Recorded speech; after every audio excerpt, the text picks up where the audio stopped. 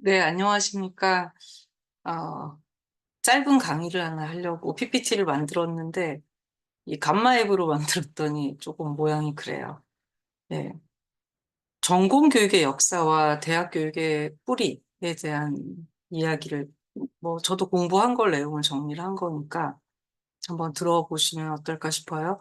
그, 지금 우리가 대학 교육에서 전공 교육이 차지하는 비중, 그리고 그 역사에 대해서 좀 얘기를 해보고자 하거든요.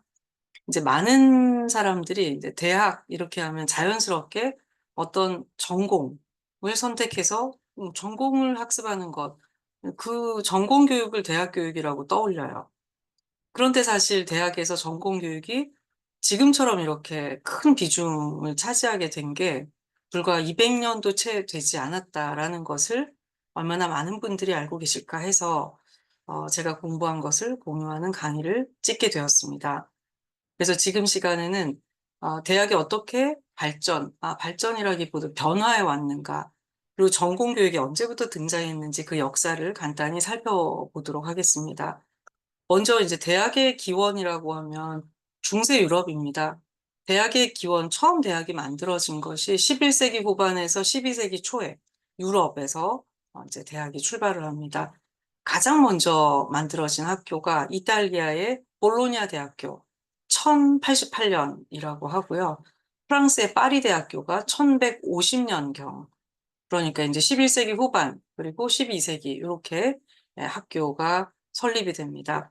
이때 대학들은 신학, 그리고 법학, 또 의학 이런 어떤 소수 전문 학문 분야를 다루고 사실은 중세잖아요. 성직자 양성이 굉장히 중요한 교육의 목적이었고요. 또 지식을 전달하는 거였어요. 이런 신학이나 법학이나 의학이나 이쪽에 또 전문적인 지식을 전달하는 것. 어, 그런데 이제 특히 파리대학교 같은 경우는 신학에 중점을 둔 학문 공동체로 발전하고 볼로냐 대학은 법학 중심으로 이제 명성을 쌓았다고 합니다. 그래서 대학의 출발은 이렇게 11세기, 12세기의 유럽이었다. 그리고 이때는 우리가 생각하는 전공의 개념은 없었다. 다양한 학문을 포괄하는, 에, 음, 하여튼 약간 교양? 이런 거겠죠. 그래서 중세 대학 교육은, 아, 이제 자유교양의 학문, 그러니까 이제 그랜마, 그다음 논리학, 수사학, 이런 것들이었고, 또는 산수, 기하, 천문, 음악. 이게 지금 어디에서 출발을 하냐면, 이게 삼학사과라고 하는 거예요. 리버럴 아츠죠. 세븐 리버럴 아츠거든요. 7개의 자유민을 위한 교과목. 그러니까 대학이 만들어지기 이전부터 교육은 있었잖아요.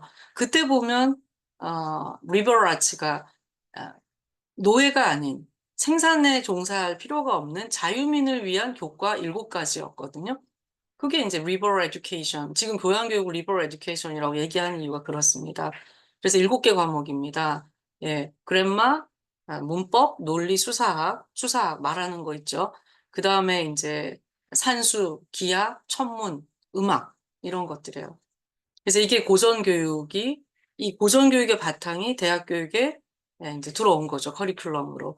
그리고 이 시기에 대학교육은 학생들에게 직업인을 위한 거보다는 폭넓은 어떤 이 인지적인 훈련, 인지적인 교육, 이거를 제공하는 데 중점을 두었습니다.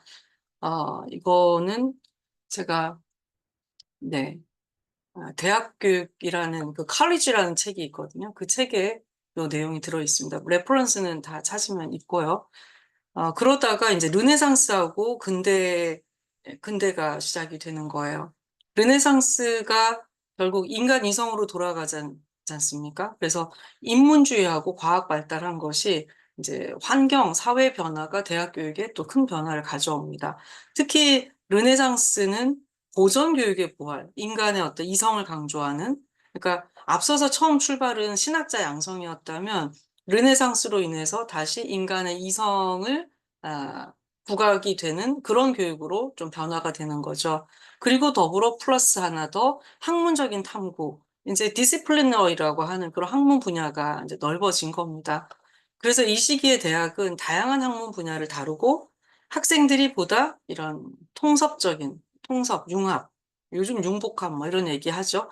이런 지식을 쌓을 수 있도록 했습니다. 이제 인간의 이성을 보양하기 위한 것이 성직자 중심에서 이제 인간의 포커스를 둔, 이성의 포커스를 둔 그런 어떤 대학 교육이 됐고요. 그때도 그 특정 분야라고 하는 것이 전공 교육은 주류가 아니었습니다.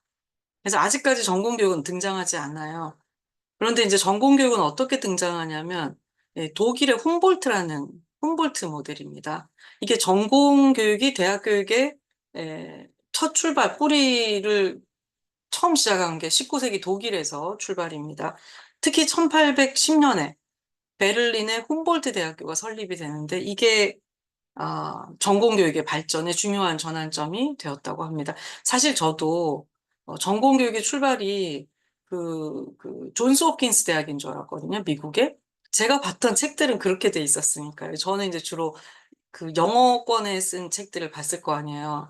근데 이제 지금 뭐 학사제도 유연화 공부를 하다 보니까 자유전공제 공부를 하다 보니까 이 뿌리가 어디까지 가냐면 훔볼트 대학교인 거예요. 그래서 사람이 자기가 아는 게 다가 아니다. 제가 그것 가지고 강의도 하고 막 그랬는데 좀 반성합니다. 좀 더 열심히 공부하도록 하겠습니다.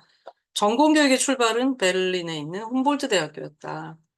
독일의 교육개혁가 이제 비렐름 폰 훔볼트 이름을 따가지고 그 훔볼트 대학교가 된 건데 그 대학의 뭐랄까요 설립 취지 혹은 그 훔볼트의 그 철학은 뭐였냐?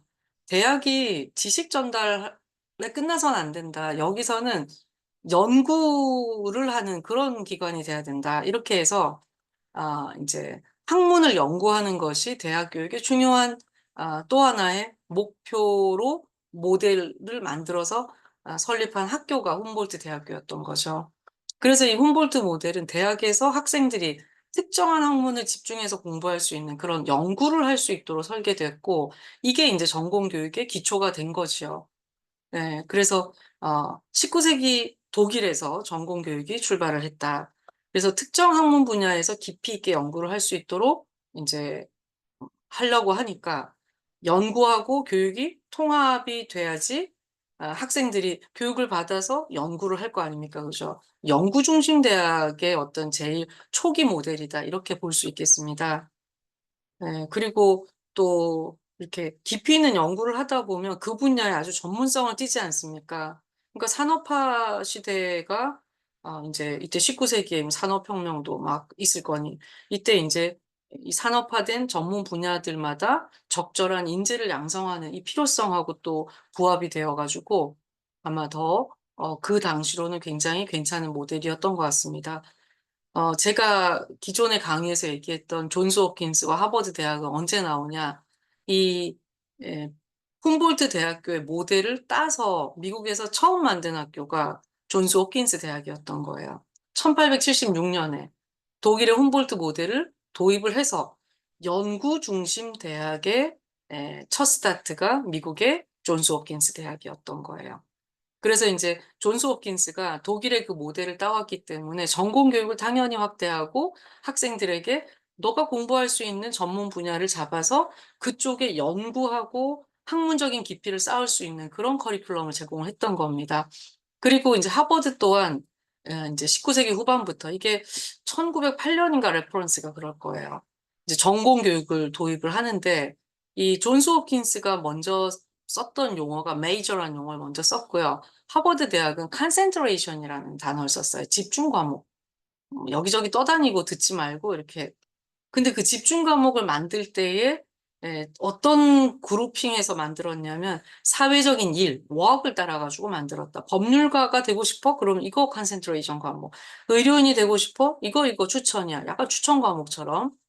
그래서 우리가 이제 메이저 혹은 컨센트레이션 이런 것들이 이때 이제 했고 우리는 아무래도 이제 교육이 미국의 영향을 많이 받았어서 저만 해도 조금 역사를 가다가 말았네요. 그리고 이 시기에 미국 대학들이 이제 유럽 대학들하고 달리 점점 전문 학문 분야가 이제 세분화되기 시작한 거죠. 전공 분야가. 그래서 이제 유럽은 그대로 굉장히 오랫동안 연구 중심 그리고 조금 보편적인 어떤 교양인 이성 개발 이런 쪽의 포커스였다면 미국은 좀 더 디테일한 어떤 세분화된 전공으로 조금 분화된 것 같습니다. 그래서 이 이제 전공 교육이 도입된 배경은 어 산업화가 굉장히 큰 거죠. 기술이 발전하고 산업화되니까 전문성 있는 인재가 필요한 거잖아요. 그래서 그 필요에 부응하기 위해서 대학이 전문 교육을 한 거예요. 네, 그러면 이제 오늘날 보겠습니다. 오늘날 여전히 전공 교육은 대학에서 굉장히 중요한 위치를 차지하고 있습니다. 그래서 그치만 이제 초기는 전공 교육이 아니었다는 거를 이미 제가 앞서 말씀드렸고, 이게 인제 훔볼트 철학을 바탕으로 연구와 교육이 통합되면서 대학이 학문 탐구, 그러고 인제 전공 교육, 인제 그 일부가 자리 잡았다는 겁니다. 근데 우리가 기억해야 할 것은 대학 교육의 본질이 특정 전공에 국한된 그런 전문 인력을 기르는 것에 국한돼 있다라고 생각하는 것. 그것은 아주 대학의 역사를 볼 때는 얼마 안 됐던 거, 그 얘기를 제가 지금 하고 싶은 거예요. 전공 교육이 무너지면 대학이 무너지는 것, 뭐 전공이 문 닫으면 완전히 뭐 이렇게 대학이 존립이 안 되는 것, 이런 사고가 물론 우리가 뭐 태어나면서 경험했던 것이 인제 이게 다니까 이런 생각을 하는데, 사실은 네, 팩트는 역사는 그렇지 않다. 네, 결론적으로 전공 교육이 대학에서 중요한 역할을 하게 된 게 불과 200년 정도에 불과하다. 네. 하는 얘기를 제가 네, 자유전공제 공부를 하고 있거든요. 요즘에 워낙 대학들이 무전공제 입학도 받고 해야 되고, 또 인제 그런 요구가 대학이 먼저 주도해서 하는 게 아니고 외부에서 인제 막 압력이 있어서 대학이 뭐 무전공제를 국립대학은 뭐 30%를 해라 뭐 이런 어떤 약간 암묵적인 이런 압력. 그리고 인제 그런 걸 잘 따라가면 뭐 인제 교육부에 펀딩도 많이 주고 하니까, 이게 인제 딜레마인 거죠. 이 상황 속에서 과거를 한번 훑어봤습니다. 네. 여기까지 네, 말씀을 마치도록 하겠습니다.